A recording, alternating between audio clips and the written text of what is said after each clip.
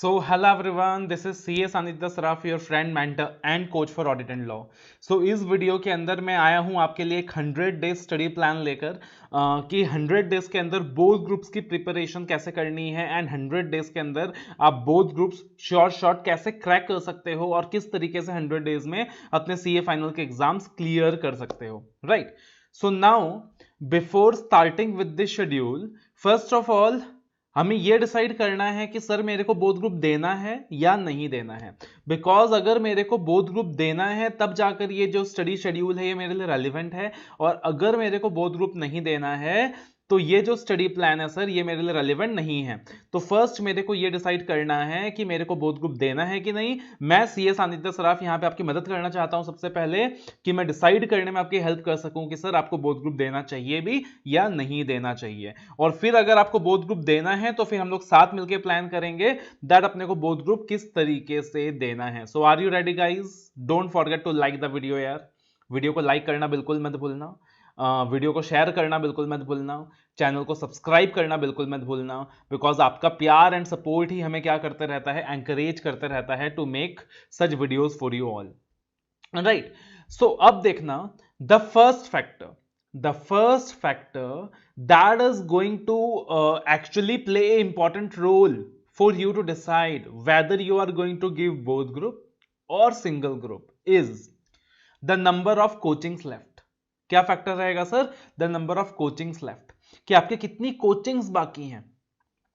Because अगर आपकी coachings बहुत ज्यादा बाकी हैं तो in that situation I will advise you कि आप बोथ ग्रुप ना दें, आप सिंगल ग्रुप दें, बिकॉज ज्यादा टाइम नहीं बचा है। अगर आपका एग्जाम 1 साल बाद होता, अगर आपका एग्जाम 2 साल बाद होता तो बात अलग है, बट यहां पे हम सिर्फ एक 100 डेज स्टडी प्लान की बात कर रहे हैं, राइट? तो अगर आपकी कोचिंग्स बहुत ज्यादा बाकी है तो आपको क्या नहीं करना चाहिए, आपको बोथ ग्रुप के लिए नहीं सोचना चाहिए, आपको सिंगल ग्रुप के लिए ही सोचना चाहिए।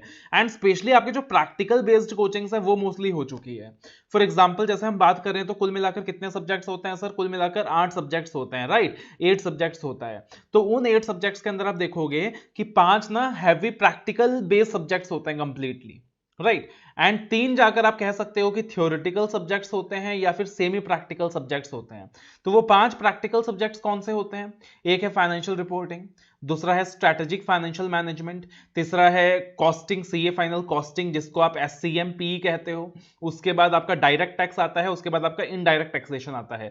और वो जो 3 थ्योरेटिकल बेस्ड पेपर्स हैं या फिर मैं सेमी प्रैक्टिकल पेपर्स जिनको कह सकता हूं सर, वो कौन सी हैं? That is one is law and other is audit and third is your elective paper. तीसरा क्या है आपका? इलेक्टिव पेपर है।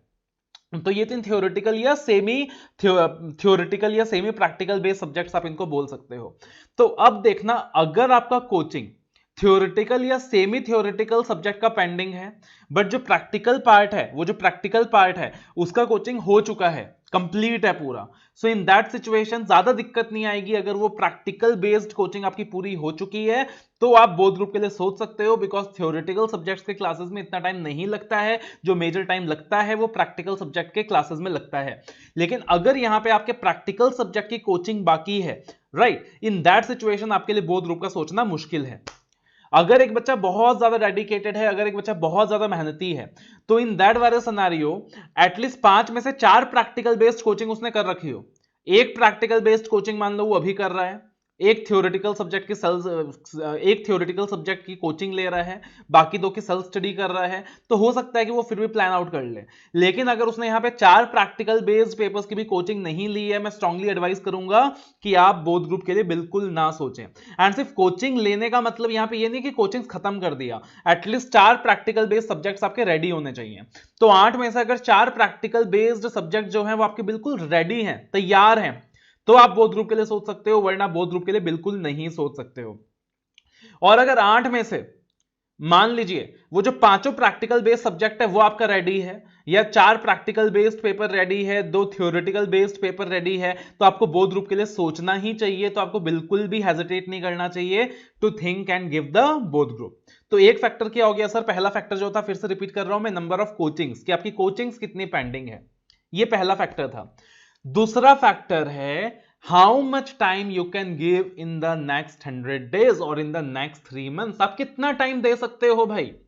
एक कैटेगरी का स्टूडेंट है कि मेरा आर्टिकलशिप नहीं है, मेरा ऑफिस खत्म हो चुका है, मुझे ऑफिस से छुट्टी मिल चुका है और मैं घर में बैठ के सिर्फ पढ़ाई करने वाला हूं, तो वहां पे मैं दिन के 10-12 घंटा भी दे सकता हूं।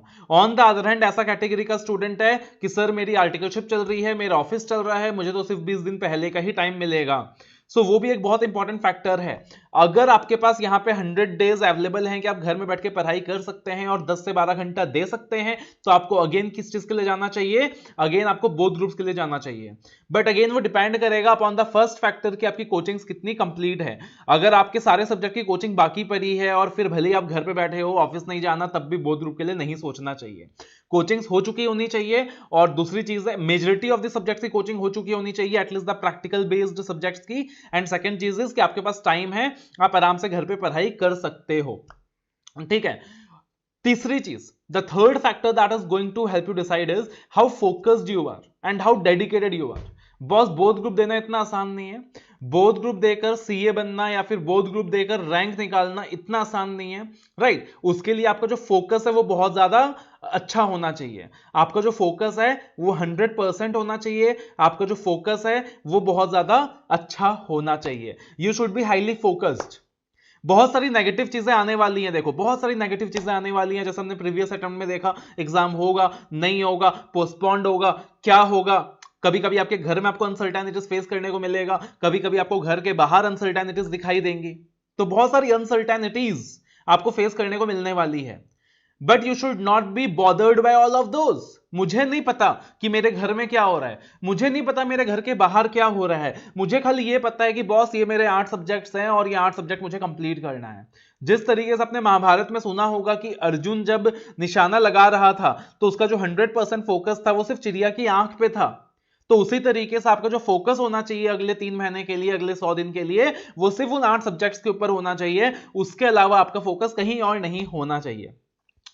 तो अगर ये 3 चीजें आपके अंदर हैं, आपने कोचिंग्स मोस्टली लिपटा ली हैं, एटलीस्ट प्रैक्टिकल बेस्ड सब्जेक्ट्स की लिपटा ली हैं, थोड़ा बहुत पेंडिंग है, कुछ क्लासेस पेंडिंग है और वो जो थ्योरेटिकल सब्जेक्ट्स हैं उनकी क्लासेस बाकी है। सेकेंडली, आपका पढ़ने का एटमॉस्फेयर कंड्यूसिव है, आप घर में बैठ के आराम से पढ़ाई कर सकते हैं। एटलीस्ट 3 में से 2 महीना तो घर में पढ़ सकते हैं और बचा हुआ 1 महीना भी टाइम निकाल सकते हैं।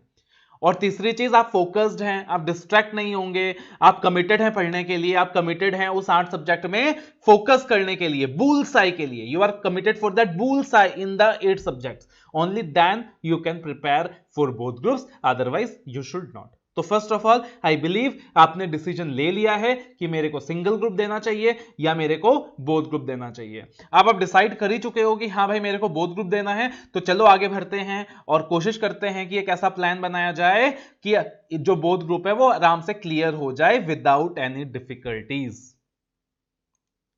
अब देखना, नॉर्मली जब अपन स्टडी प्लान का सोचते हैं तो आपके दिमाग में कुछ इस तरीके का स्टडी प्लान आता है कि हाँ सर अपने को इस तरीके का स्टडी प्लान बना के देने वाले हैं। Time, Monday, Tuesday, Wednesday, Thursday, Friday, Saturday, Sunday, किस दिन क्या पढ़ना है, किस दिन कितने सब्जेक्ट्स पढ़ने हैं, एक दिन के अंदर 1 सब्जेक्ट पढ़ना है या एक दिन के अंदर 2 सब्जेक्ट पढ़ना है या एक साथ 3 सब्जेक्ट्स पढ़ डालने हैं, अर्ली मॉर्निंग पढ़ना है या लेट नाइट पढ़ना है। नॉर्मली आपके दिमाग में ये सारी चीजें आती हैं, राइट। नॉर्मली क्या होता है सर, आपके दिमाग में ये सारी चीजें आती हैं, मगर यहां आपको ऐसा कुछ नहीं मिलने वाला है, because everyone is not same, right. हर कोई एक नहीं होता है।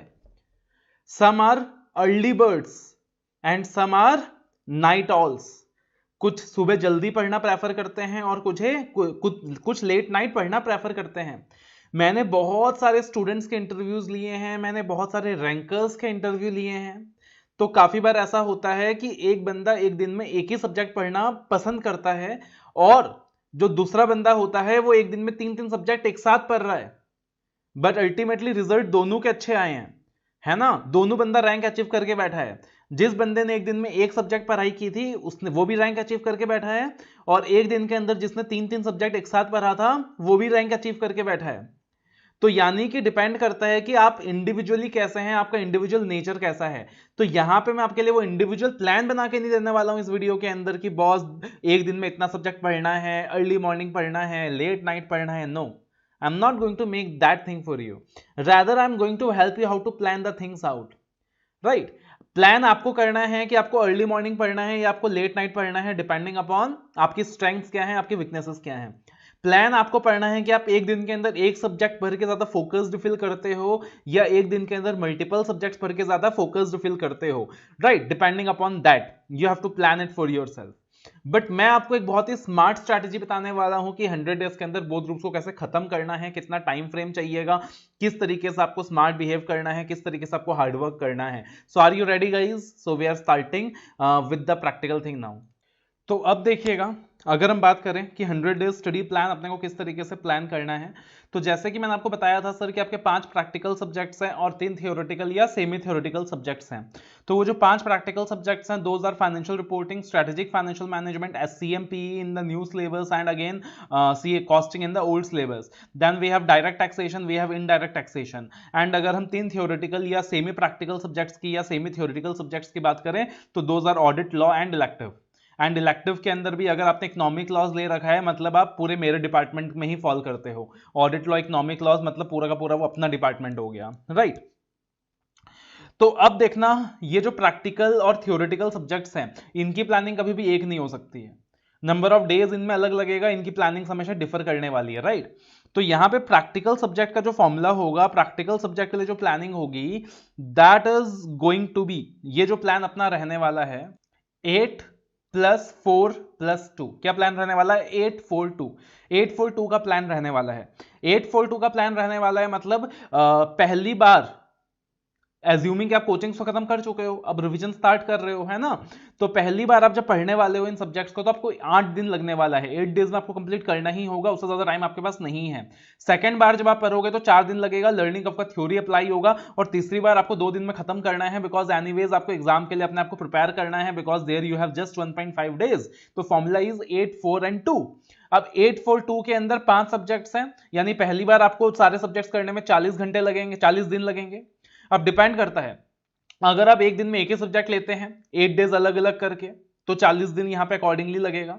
और अगर आप मल्टीपल सब्जेक्ट्स को सेम डे में लेते हैं, if you take multiple subjects in same day, तो अकॉर्डिंगली आपका टाइम यहां पे क्या हो जाएगा? डिफर हो जाएगा, right. Your time is going to change, you can change that proportionately, but the thumb rule is going to be the same, that is 8 days per subject. तो अगर 2 सब्जेक्ट लेते हो तो वो 16 डेज में आपको खत्म करना है 2 सब्जेक्ट एक साथ। तो 8 डेज के हिसाब से 40 डेज लगेगा, फिर 4 डेज के हिसाब से 20 डेज लगेगा, और फिर 2 डेज के हिसाब से 10 डेज लगेगा, मतलब 70 डेज लगेगा। इससे ज्यादा टाइम अपने पास नहीं है। इसके अंदर एक इंपॉर्टेंट चीज और होती है कि बी फ्लेक्सिबल। फ्लेक्सिबल का मतलब यहां पे 842 का मतलब ये नहीं है कि हर प्रैक्टिकल सब्जेक्ट में आपने इतना ही टाइम देना है। नॉर्मली क्या होता है कि जैसे डीटी आईडीटी से ज्यादा वास्ट होता है, तो कंपैरेटिवली आप यहां पे ये चीज कर सकते हो कि आपने डीटी को ज्यादा टाइम दे दिया और आईडीटी का टाइम आपने रिड्यूस कर दिया। ऑन द अदर हैंड ऐसे भी हो सकता है कि आपकी डीटी की क्लासेस खत्म हो चुकी थी, आईडीटी की कोचिंग पेंडिंग थी। सो इन दैट सिचुएशन आपने डीटी को कम टाइम दे दिया फर्स्ट रिवीजन में और आईडीटी को आपने ज्यादा टाइम दे दिया। आपका सपोज एफआर ज्यादा स्ट्रॉन्ग है और एसएफएम वीक है, तो कंपैरेटिवली आपने एसएफएम को ज्यादा टाइम दे दिया। तो अकॉर्डिंगली आप यहां पे प्रोपोर्शनेटली चीजों को अप डाउन कर सकते हो, but fundamentally thumb rule is going to remain the same. उसके बाद अगर हम बात करते हैं 3 थियोरेटिकल या सेमी प्रैक्टिकल सब्जेक्ट्स की, that is audit, law and elective, right. तो यहां पे अगर हम बात करें, so the fundamental is going to be 6, 3 and 3। Now what is 6, 3 and 3? 6, 3 and 3 मतलब फर्स्ट टाइम इन सब्जेक्ट्स को पढ़ने में मैक्सिमम आपको 6 दिन लगना चाहिए। अब यहाँ पे आप 6 दिन से ज्यादा कतई नहीं लगा सकते हो, कतई नहीं लगा सकते हो अगर आप बोथ ग्रुप की तैयारी कर रहे हो, unless and until you have an exemption in some of the subject. पहले से एग्जम्पशन था कुछ एक आधा सब्जेक्ट में, तो फिर अकॉर्डिंगली आप किसी सब्जेक्ट में ज्यादा टाइम दे सकते हो जो भी आपका ज्यादा वीक है, राइट। बट अल्टीमेटली आप 6 दिन से ज्यादा कतई भी नहीं लगा सकते। तो 6 डेज करके 3 सब्जेक्ट है, 18 डेज हो गया। फिर अगला रिवीजन के अंदर 3 दिन में ये सब्जेक्ट हो जाने चाहिए, तो 3 दिन के अंदर 3 सब्जेक्ट 9 डेज हो गया। अब देखना, यहां पे मैंने लिखा है 3 और 3 के नीचे लिखा है 1.5 इंटू 2, मतलब अब आपको इन सब्जेक्ट्स को 1.5 दिन में कंप्लीट करना है। तीनों में से कोई भी 2 सब्जेक्ट 1.5 दिन में खत्म करना है। आप यहां पे इलेक्टिव स्किप कर सकते हो, बिकॉज इलेक्टिव क्या होता है, ओपन बुक का एडवांटेज होता है। तो इलेक्टिव के अंदर आपने first revision as it is 6 days वाला रखा, सेकंड रिवीजन 3 डेज वाला रखा। यहां पे आप थर्ड रिवीजन चाहे तो स्किप कर सकते हैं इलेक्टिव का, बिकॉज वो एक ओपन बुक का एडवांटेज वहां पे अपने को साथ में मिल जाता है एडिशनली, राइट। और बाकी 2 सब्जेक्ट्स आपको 1.5 डेज करके करना होगा।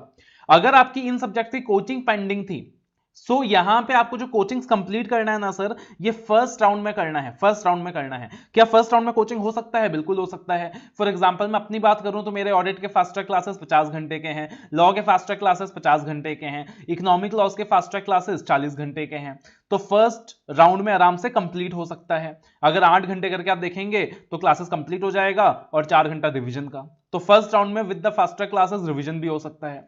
अगर आपने ऑडिट लॉ पहले से पढ़ रखा है, सपोज पढ़ रखा है पहले से बहुत अच्छे से, सिर्फ रिवीजन से पेंडिंग था और कॉन्फिडेंस की कमी है, तो मेरा संजीवनी कोर्स आता है 25 घंटे का, तो अकॉर्डिंगली आप वहां पे 25 आवर्स में भी कंप्लीट कर सकते हो चीजों को, राइट। तो हो सकता है मैनेज, हो सकता है मैनेज, कोई दिक्कत नहीं है। Plus audit law economic loss के अंदर मैं आपको स्टडी प्लान भी देता हूं, मैं आपको स्टडी शेड्यूल भी देता हूं, तो उसका स्टडी प्लान का वीडियो अलग से होगा। प्रॉपर ऑडिट लॉ का मैं आपको प्रॉपर स्टडी प्लान दूंगा कि ये 6 दिन के अंदर ऑडिट लॉ को कैसे मैनेज करना है, right. I am going to give you a proper study plan.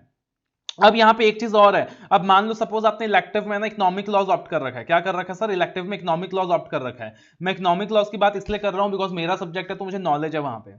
तो वहां पे आपको 6 दिन हो सकता नहीं चाहिए, राइट। तो इन दैट सिचुएशन आप ऑडिट लॉ में वन डे इंक्रीज, आप यहाँ पे वहां पे क्या कर सकते हो, ऑडिट लॉ में वन डे इंक्रीज कर सकते हो कि ऑडिट में 7 डेज दूंगा, लॉ में 7 डेज दूंगा, इकोनॉमिक लॉ में 4 डेज दूंगा। तो वहां पे आप वो ऑडिट लॉ को टाइम थोड़ा सा इंक्रीज करके दे सकते हो। सिमिलरली अगर आपके इलेक्टिव रिस्क मैनेजमेंट है तो रिस्क मैनेजमेंट भी सिंपल इलेक्टिव में आता है, तो आप वहां भी ऑडिट लॉ को क्या कर सकते हो, 7 डेज करके दे सकते हो। और जो आपका इलेक्टिव पेपर है, इलेक्टिव पेपर को सर 4 डेज करके दे सकते हो। So that flexibility you should have. 6 दिन के अंदर ऑडिट को कैसे मैनेज करना है, 6 दिन के अंदर लॉ को कैसे मैनेज करना है, उसका प्लान आपको मैं अलग से दूंगा, प्रॉपर तरीके से दूंगा। रादर मैं आपको कहता हूं कि आप इसमें यही कर लो, 7 डेज ऑडिट के लिए रख लो, 7 डेज लॉ के लिए रख लो और 4 डेज इलेक्टिव के लिए रख लो। तो घुमा फिरा के होगा वही 18 डेज, बट ज्यादा इजी हो जाएगा आपके लिए चीजों को मैनेज करना। So that is how you can plan it out. अब यहां पे कुछ गोल्डन रूल्स आपको याद रखना है सर, अगर आपने बोथ ग्रुप क्लियर करना है, and I just want to help you out in that. If any coachings are pending complete in the first revision cycle, अगर आपका कोई भी कोचिंग पेंडिंग है तो जो पहला रिवीजन साइकिल उसमें कंप्लीट कर लो, उसको धकेलो मत सेकंड रिवीजन के लिए, थर्ड रिवीजन के लिए, है ना। कोशिश करो कि कोई भी कोचिंग पेंडिंग है तो फर्स्ट रिवीजन साइकिल में क्या कर लो, कंप्लीट कर लो। खाली ऑडिट लॉ के अंदर सपोज आप मेरा संजीवनी क्लास लेते हो 25 घंटे का है, तो आप फर्स्ट वो सेकंड साइकिल में लेना चाहते हो कि 3 दिन के अंदर 25 घंटे की क्लासेस देख लूंगा, तो वहां हो सकता है बिकॉज वो क्लासेस सिर्फ 25 घंटे के हैं। सिमिलरली मान लीजिए डीटी आईडीटी के अंदर आपने कोई 25-30 घंटे का क्लास अगर आता है, प्लान किया है, तो वो हो सकता है, या रिवीजन वीडियो प्लान किया है किसी टीचर का, तो वो हो सकता है आपके सेकंड रिवीजन साइकिल के अंदर। मगर एक फुल फ्लैजेड क्लास आपके सेकंड रिवीजन साइकिल में नहीं हो सकता है, वो फर्स्ट रिवीजन क्लासेस में ही होनी चाहिए।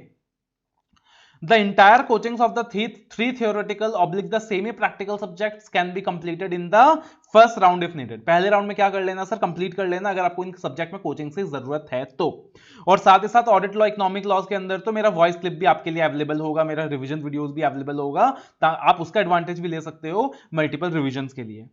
Plan the entire thing in advance. आज बैठ के प्लानिंग कर लो सर, रैंडमली पढ़ना स्टार्ट मत करो, आज बैठ के प्लानिंग कर लो, क्या करना है, क्या सोचना है, क्या करना है, क्या छोड़ना है, दिस विल बी छोड़ना है, क्या करना है, क्या छोड़ना है, आज बैठ के प्लान कर लो। For example as a student मैंने पहली प्लान कर लिया था कि भैया मेरे को एफआर में कंसोलिडेशन नहीं करना, तो मैंने प्लान ही कर लिया था मेरे को एफआर में कंसोलिडेशन नहीं करना, मैंने हाथ ही नहीं लगाया, मैंने टाइम ही नहीं इन्वेस्ट ही नहीं किया उसके ऊपर कि मेरे को करना ही नहीं कंसोलिडेशन, मेरे को बाकी सब्जेक्ट पढ़ना है, तो I didn't invested time in consolidation at all, बिल्कुल टाइम इन्वेस्ट नहीं करा।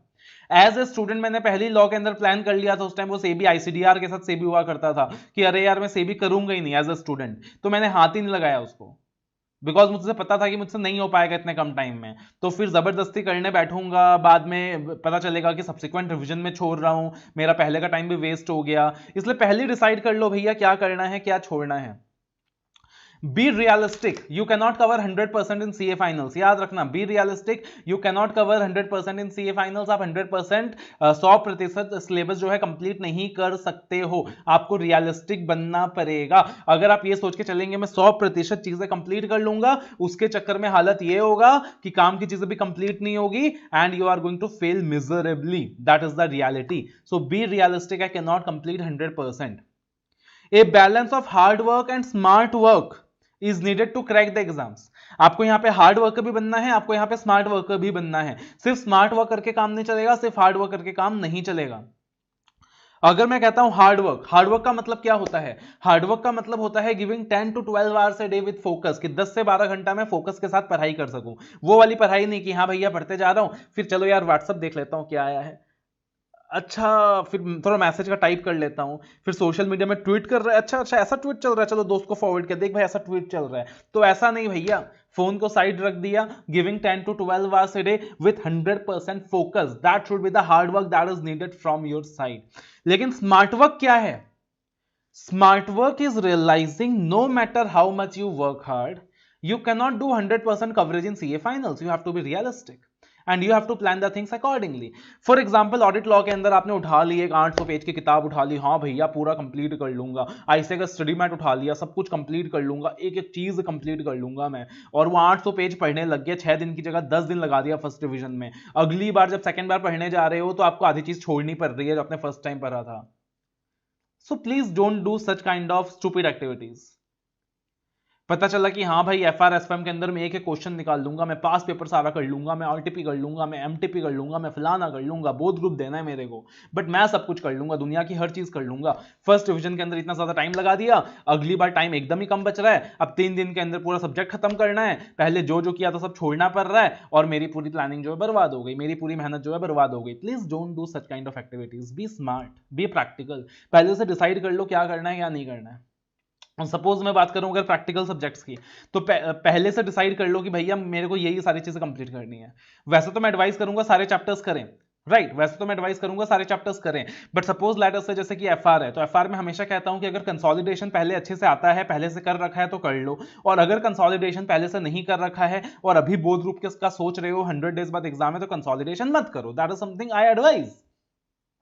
Right now in that very scenario आपको क्या करना है? आपको ये करना है कि आपने ना फर्स्ट टाइम जब आप पढ़ रहे हो, जब आपके पास 8 डेज का टाइम है, 9 डेज का टाइम है, याद रखना आप जब सम कर रहे हो तो आपको सम करते वक्त आपको 2 अप्रोच मिक्स करना पड़ता है। आपको कुछ सम्स की ऑडिट करनी होगी कि मैं देख के समझ लेता हूं कि क्या हो रहा है, और आपको कुछ सम्स लिख के करने होंगे कि मैं लिख के कर पा रहा हूं कि नहीं, आपको कुछ सम्स बिना देखे करने होंगे कि मैं बिना देखे कर पा रहा हूं कि नहीं। तो इस तरीके से आपको एक मिक्स्ड अप्रोच रखना पड़ेगा। अब आप जब सम्स की प्रैक्टिस कर रहे हो, अगर एक बच्चा रैंडमली प्रैक्टिस करते जा रहा है और क्वेश्चंस मार्क नहीं कर रहा है, तो वो अपने आप को कुएं की मौत की खाई में कुदेर रहा है, राइट याद रखिएगा what is important thing is that in a practical where sums practice is required, आप जब सम प्रैक्टिस कर रहे हो, ठीक है, फॉर एग्जाम्पल एमलगमेशन है, तो एमलगमेशन के अलग अलग मेथड्स हैं, राइट एमलगमेशन के अलग अलग मोड्स हैं, तो आपको क्या करना है जो बेस्ट सम्स हैं, कि आपको लगा कि भाई ये जो सम था ये ऐसा है कि इस सम के अंदर ना मेरा मैक्सिमम कवरेज हो जाता है, मेरे में मैक्सिमम एडजस्टमेंट्स आ जाते हैं, एक ऐसा जो कैटेगरी का सम है विच कवर्स मैक्सिमम कॉन्सेप्ट। और साथ ही जो दूसरे कैटेगरी के सम्स हैं कि उसमें कुछ ऐसा ट्रिकी था जिसने मुझे परेशान कर दिया, मुझसे हो ही नहीं पाया, मतलब मेरा दिमाग ही नहीं चला। तो 2 कैटेगरी के सम्स, एक कैटेगरी कौन सी कि जहां मैक्सिमम एडजस्टमेंट्स कवर हो रहे हो, और दूसरी कैटेगरी कौन सी जहां पे ट्रिक इन्वॉल्व था, जहां पे आप कैच नहीं कर पाए। आपको उन 2 कैटेगरी के क्वेश्चंस को मार्क कर लेना है, बिकॉज अगला जो आपका रिवीजन होने वाला है, आपका जो अगला रिवीजन होने वाला है ना, उस रिवीजन के अंदर आपको सिर्फ उन्हीं कैटेगरी के क्वेश्चंस को क्या करना है सर, आपको उन्हीं कैटेगरी के क्वेश्चंस को, उन्हीं क्वेश्चंस को प्रैक्टिस करना है जो आपने फर्स्ट रिवीजन में मार्क किया था। अगर आपने फर्स्ट रिवीजन में मार्किंग नहीं करी है तो सेकंड रिवीजन में बुरा फंसोगे, बिकॉज फर्स्ट रिवीजन में आपके पास 9 दिन था, 8 दिन था, लेकिन सेकंड रिवीजन में आपके पास सिर्फ 4 दिन है, और 4 दिन के अंदर आप सब कुछ नहीं कर सकते हैं, तो आप सेकंड रिवीजन में गंदा फंसने वाले हो। सो दैट इज वाई जो आपका फर्स्ट डिवीजन था, फर्स्ट डिवीजन के अंदर आपने क्या कर लेनी है सर, मार्क कर लेनी है कि this are the sums have to practise in the next round, we should cover maximum adjustment and all the tricky questions. Balance क्या था अप्रोच, फर्स्ट डिवीजन के अंदर आपने ज्यादातर रिटन प्रैक्टिस करा, आपने कुछ सम्स ऑडिट करे, अगले रिवीजन में आपका पैटर्न चेंज हो जाना चाहिए। अब यहां पे आप ज्यादातर सम ऑडिट करोगे, कुछ सम लिख के करोगे, बिकॉज लिख के करना बहुत जरूरी है। और सेकंड रिवीजन के अंदर अब दोबारा से आप क्वेश्चन को मार्क करोगे कि अरे यार फर्स्ट रिवीजन में मार्क किया था, फर्स्ट रिवीजन में करा था, बट फिर भी सेकंड रिवीजन के अंदर इन फलाने क्वेश्चन में मैं फंस रहा हूं, बिकॉज आपका जो थर्ड रिवीजन होगा, थर्ड रिवीजन में आपका पैटर्न फिर से चेंज हो जाएगा। अब जो थर्ड रिवीजन होगा वो सिर्फ 2 दिन का होगा, आपको 2 दिन में पूरा सब्जेक्ट खत्म करना है, तो आपको थर्ड रिवीजन में क्या करना है, आपको सिर्फ फोकस में कॉन्सेप्ट करना है। मेक श्योर कि आपने अपने फर्स्ट रिवीजन में एक कॉन्सेप्ट रजिस्टर मेंटेन कर लिया है, इवन फॉर प्रैक्टिकल सब्जेक्ट्स, एक concept register. For example SFM है तो formula register, concept register, FR है तो प्रैक्टिकल रजिस्टर, कॉन्सेप्ट रजिस्टर। तो जो तीसरा रिवीजन है आपको उसमें अपना कॉन्सेप्ट रजिस्टर पूरा कंप्लीट करना है 2 दिन के अंदर, और साथ ही साथ अब 2 दिन के अंदर आपको क्या करना है पता है, कॉन्सेप्ट रजिस्टर आपने कर लिया, अब सारे सम प्रैक्टिस करना पॉसिबल नहीं है। So now in that very scenario आपको इस 2 दिन के अंदर, इस 2 दिन के पीरियड में what you have to do is आपको एक आधा पेपर सॉल्व कर लेना है, एक अप्रोच है।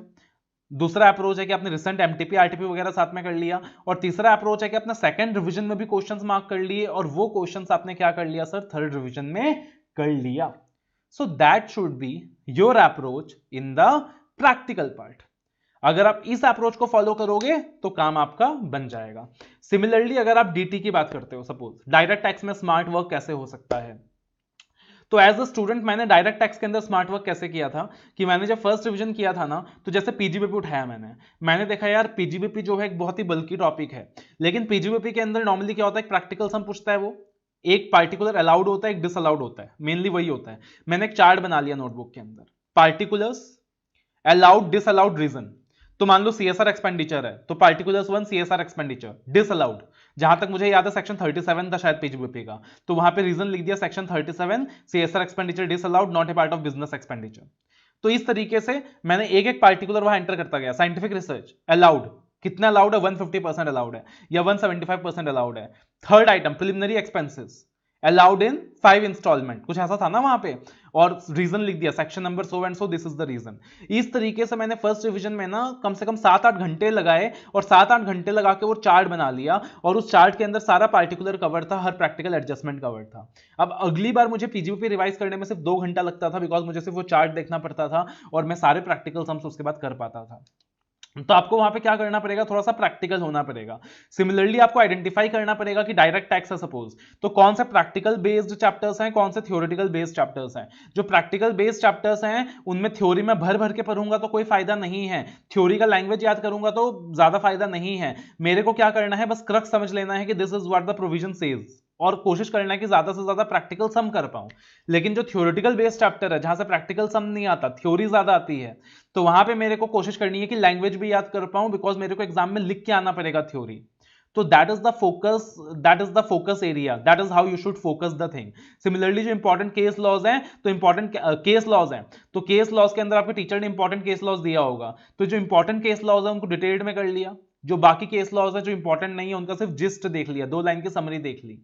केस के नाम सिर्फ उन केस लॉस के याद रख लिए जो इंपॉर्टेंट थे, बाकी केस लॉस का नाम याद नहीं करा। So that is how you can be A smart worker in your direct tax paper. Similarly in direct tax में भी सेम प्रिंसिपल्स अप्लाई होंगे। जीएसटी लगेगा नहीं लगेगा, लगेगा नहीं लगेगा, लिस्ट आइडेंटिफाई कर लो। प्रैक्टिकल बेस्ड चैप्टर्स कौन से हैं, थ्योरेटिकल बेस्ड चैप्टर्स कौन से हैं, लिस्ट आइडेंटिफाई कर लो, एंड अकॉर्डिंगली आप स्मार्ट स्टडी करते जाएं, अकॉर्डिंगली स्मार्ट प्लानिंग करते जाएं, जिस्ट पे फोकस करते जाएं। ऑडिट लॉ के अंदर कैसे स्मार्ट स्टडी करना है आपको मैंने भर भर के सिखाया है, बार बार सिखाया है, राइट, कि ऑडिट लॉ के अंदर आप किस तरीके से स्मार्ट स्टडी कर सकते हो। और ऑडिट लॉ की बात मैं इस वीडियो में अलग से नहीं करूंगा, ऑडिट लॉ के लिए मैं एक अलग से वीडियो ही बना दूंगा आपके लिए कि how to cover audit law in 6 days. तो उसके अंदर स्मार्ट स्टडी, हार्ड स्टडी सब कुछ कवर कर लूंगा डिटेल्ड मैनर में, कि ऑडिट लॉ आपको 6 दिन में कैसे पढ़ना है। तो अकॉर्डिंगली आपने प्लान करना है कि sir how to be practical, how to balance hard work, how to balance smart work. ये दोनों चीजें आपने क्या करनी है, प्लान करके चलनी है, तभी आप क्या कर सकोगे सर, बोथ ग्रुप कंप्लीट कर पाओगे। जिस तरीके से मैंने ऑडिट लॉ का वॉइस क्लिप दिया आपको, तो जब आप ऑडिट लॉ रिवाइज नहीं भी कर रहे हो तब भी आप वॉइस क्लिप सुन सकते हो। उसी तरीके से मैं सजेस्ट करूंगा कि डीटी है, आईडीटी है, आप उनका भी वॉइस क्लिप बना दो। जब एक चैप्टर पढ़ते हो आप तो आपका दिमाग फ्रेश होता है, आपने कोचिंग कंप्लीट करा एक चैप्टर का, आपका दिमाग फ्रेश है, आप पूरा चैप्टर को उसी टाइम रिवाइज करोगे ना, तो क्या होगा कि आप कम टाइम में रिवाइज कर पाओगे। तो make a voice clip so that you can hear that again and again. Always try कि एक चैप्टर को आपने अगर 10 घंटे में पढ़ लिया है तो उस चैप्टर को 10 घंटे में पढ़ के छोड़ मत दो, उस 10 घंटे की पढ़ाई को 1 घंटे में कंसोलिडेट करो। That is very important. 1 घंटा ज्यादा लगेगा बट बहुत इंपॉर्टेंट है कि 10 घंटा पढ़ा एक चैप्टर को, सपोज बहुत बड़ा चैप्टर था, तो उसके बाद 10 घंटे की पढ़ाई को 1 घंटे में समेटना है, और वो जो 1 घंटे में आपने समेटा है उसको आपको रिपीट करना है। So this are practical approaches, this are smart work approaches that you should do. And last thing, आपने डेली बेसिस में आपका जो स्टडी प्लान रहेगा, सपोज आपने 12 घंटे दिए हैं, 12 आवर्स ए डे,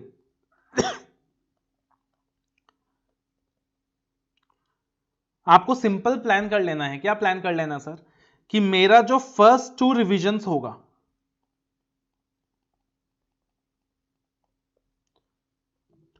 उसमें मेरे को दिन का 1 घंटा 1 आवर ए डे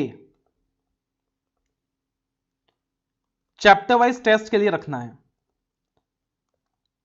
या फिर अगर मेरा 10 घंटे का प्लानर होगा तो उसमें भी 1 घंटा a day chapter wise test के लिए रखना है। ठीक है, तो जैसे कि सपोज आपने अगर अपना मेंटर का टेस्ट सीरीज ज्वाइन कर रखा है, हमारे टेस्ट सीरीज का कंप्लीट प्लानर होता है जिसके अंदर 8 के 8 सब्जेक्ट के हम लोग टेस्ट लेते हैं, चैप्टर वाइज टेस्ट होता है, 3-3 चैप्टर का ग्रुप बनाकर चैप्टर वाइज टेस्ट होता है, फिर 100 मार्क टेस्ट होता है, एमसीक्यू टेस्ट होता है, हर एक क्वेश्चन का इवैल्यूएशन होता है। तो सपोज आपने अपना मेंटल टेस्ट ले रखा है या कहीं भी और से ले रखा है, मेक श्योर कि आप टेस्ट जरूर दे रहे हैं, आपका लोकल सिटी में है, राइट। अब अपना मेंटर से ले सकते हो, अपने लोकल सिटी में ले सकते हो, कोई और टेस्ट दे सकते हो, और अगर आपको कहीं नहीं देना है तो सेल्फ असेसमेंट कर सकते हो, चैप्टर वाइज क्वेश्चन आइडेंटिफाई कर लिए और लिख के देख लिया, सजेस्टेड से मैप कर लिया। बट बेस्ट है कि आप एक्सपर्ट्स के अंदर टेस्ट दें, ठीक है ना। तो मेक श्योर कि आप क्या कर रहे हो सर, एक दिन 1 hour a day chapter wise test दे रहे हो, 1 आवर ए डे क्या कर रहे हो सर, चैप्टर वाइज टेस्ट दे रहे हो। और जब आपका थर्ड रिविजन है, आपका जो थर्ड रिविजन है, थर्ड रिविजन के अंदर आपने अपने लिए ना 100 मार्क एग्जाम प्लान कर रखा हुआ है, 100 मार्क एग्जाम प्लान कर रखा है। अगर आपने टेस्ट लिया है हमारा तो आप वो वाला टेस्ट पेपर दे सकते हो, और अगर आपने टेस्ट नहीं लिया है सो इन दैट वेरी सिनेरियो आप मॉक टेस्ट वगैरह सॉल्व कर सकते हो, लेकिन 2 से 5 का एक आपने टाइम अपने लिए फिक्स कर लिया, और इस 2 से 5 के टाइम के अंदर आपने क्या कर लिया, अपने लिए 100 मार्क टेस्ट दे दिया। This is very important, because साथ ही साथ ना टेस्ट बहुत इंपॉर्टेंट है, क्लियर है। तो आपको ये जो टेस्ट है ना, इसको भी अपने प्रिपरेशंस में इंक्लूड करना है, you have to include this in your preparations as well.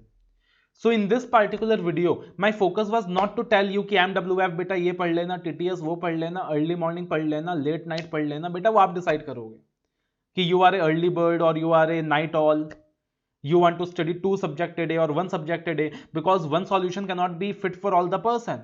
मैं आपको बता दूंगा 2 सब्जेक्ट एक दिन में पढ़ना है तो पता चलेगा कि आप 2 सब्जेक्ट पढ़ना स्टार्ट कर रहे हो। ऑन द अदर हैंड आपका जो नेचर है वो ऐसा है कि आप एक सब्जेक्ट में ही एट ए टाइम फोकस कर सकते हो। ऑन द अदर हैंड मैंने आपको बता दिया कि आप एक सब्जेक्ट करके पढ़ लो, बट आपका नेचर ऐसा है कि आप एक सब्जेक्ट में फोकस ही नहीं कर सकते हो, आपको 2 सब्जेक्ट चाहिए ही चाहिए। तो यार हर किसी का अलग होता है, वो हर रैंकर से बात करोगे, हर रैंकर का अलग अप्रोच है ना। सो दैट इज वाई वो चीज आप डिसाइड करो, कौन सा सब्जेक्ट पहले पढ़ना है, कौन सा सब्जेक्ट बाद में करना है, वो आप डिसाइड करो। लेकिन आपको मैंने एक ओवरऑल स्ट्रक्चर दे दिया, हाउ टू प्लान, कितने डेज में करना है, किस तरीके से hard work and smart work को बैलेंस करना है, किस तरीके से maximum number of revisions generate करने हैं, किस तरीके से स्मार्ट वर्कर बनना है, किस तरीके से 100 डेज के अंदर आपको साथ में टेस्ट देना है, आपको कब बोथ ग्रुप देना है, राइट। उसके बाद आपको किस तरीके से प्रैक्टिकल और सेमी प्रैक्टिकल सब्जेक्ट्स में बाइफरकेशन करना है, किस तरीके से आपको वो लर्निंग कर्व के हिसाब से first revision, second revision, third revision में बाइफरकेशन करना है, और कुल मिला के 3 रिवीजन हो जाने चाहिए। So I have tried my best to help you in that. So hopefully this video was beneficial for you and you are going to derive the benefit out of it and you are going to try and clear your both group in one shot, right? पहले आप attempt दे चुके हो, कोई फर्क नहीं पड़ता, मेरे लिए आपका ये जो आने वाला अटेम्प्ट है वही पहला अटेम्प्ट है, आप इसमें क्लियर कर लोगे।